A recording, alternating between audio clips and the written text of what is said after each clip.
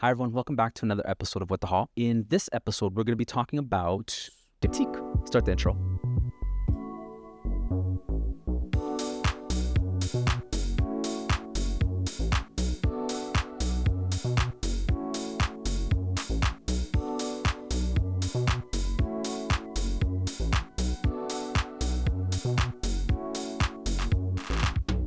So I want to talk briefly about Diptyque overall as a brand, and I also want to talk to you about some things that I've purchased in the last couple of months. Several months ago in Toronto, they opened up the second Diptyque store. I haven't had a chance to go in, but definitely please let me know if you've been and what you think of it. Yorkdale is fine. There's nothing wrong with going to the mall, especially when the weather is like this. But let's be honest, there's something about being in Yorkville Village, something about going to like a high street sort of environment and, walking up and down with a nice little coffee, getting the fresh air. It's a whole vibe, right? This topic might be a little bit, it's childless behavior. Your money can absolutely be spent on more useful, more practical things, but I would also argue that you can't take money with you when you leave this earth. So spend it now and enjoy it on things that make you happy. I arrived at this brand on the back of a gift somebody gave me, which was the 3-pack, 370-gram candles, roses, bay, and figuier. They're 3 signatures. Don't like bay because it's too sweet. Figuier is fig and also smells identical to Philosophos. I like that on the skin. I don't like it around the home. And roses, I like the fragrance of the candle, don't like the fragrance of the perfume. And that's the thing about Diptyque. It's such a beautiful brand to give because it is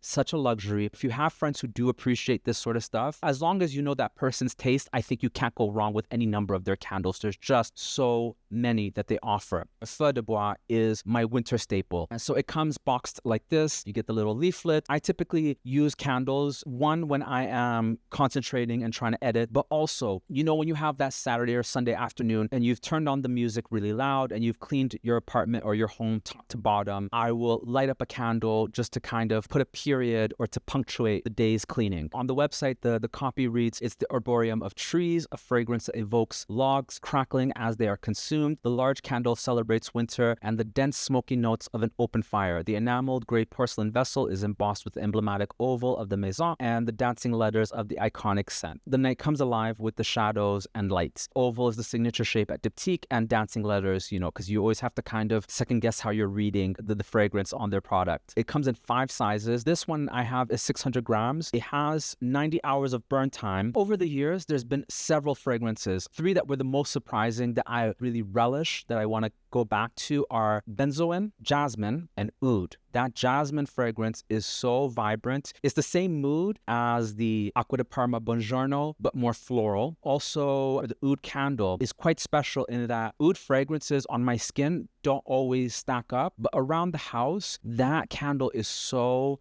beautiful. They have come out with some interesting innovations. They recently had come out with fragrances that are refillable, and they come in these glass containers. They are completely different to the classic offering. These are new compositions. I feel like as long as their containers continue to be decorative, one doesn't really need refillable candles. This one has reusable cotton pads, right? If you go onto the Diptyque site, you can find bases, lids, snuffers, scissors, all sorts of accoutrements for your candle situation. In the split screen, I think it's on this side, I'm going to put the directions as per Diptyque. Whenever you're finished with your candles, I don't blow them out. I always cover them with plates. Unless the candle comes with a lid, let them sit there for at least 30 minutes just so that the wax cools off and is level when I go back to using it the next time. The wick always should be only a few millimeters above the wax to prevent that pooling from happening. And this is the purpose of a wick trimmer. Take off some of the excess that's been burnt at the top. Other brands that I would recommend buying into. In one of my last videos, I did mention the Acqua di Parma have a really underrated assortment of candles, in particular Insieme, the Myrtle. It's more of a summertime scent, and Buongiorno, Maison Marie Louise, whatever it's called. They have that Ballancourt or number 4, whatever it's called, but that fragrance is identical to Figuier and Philosophos from Diptyque. And then of course the DOUBLEJ. I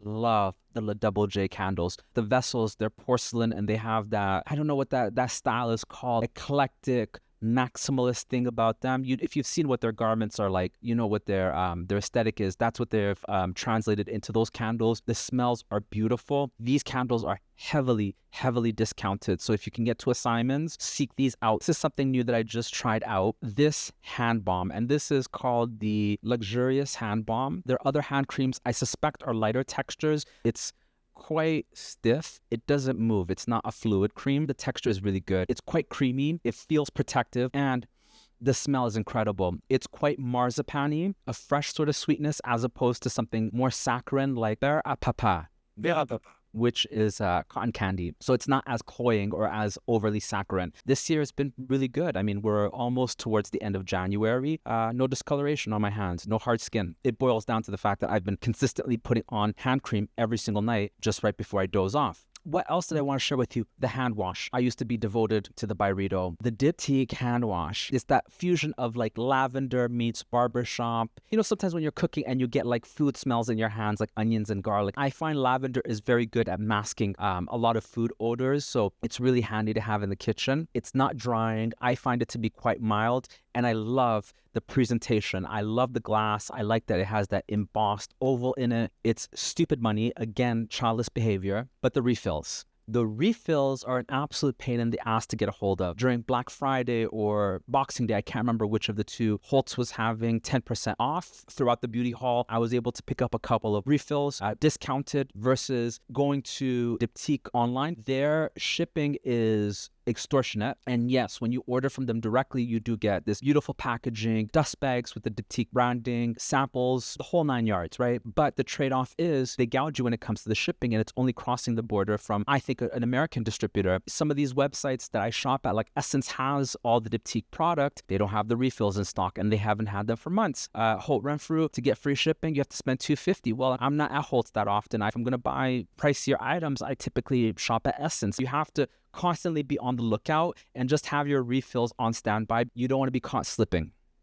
Do you have a favorite candle? I mean, whether that's from Bed Bath & Beyond or DOUBLEJ, leave that down below. I'm curious. I'd like to know. Hit the thumbs up, thumbs down, however this video moved you. And as always, thank you for listening. Thank me for speaking. I will catch you in the next one. Adios.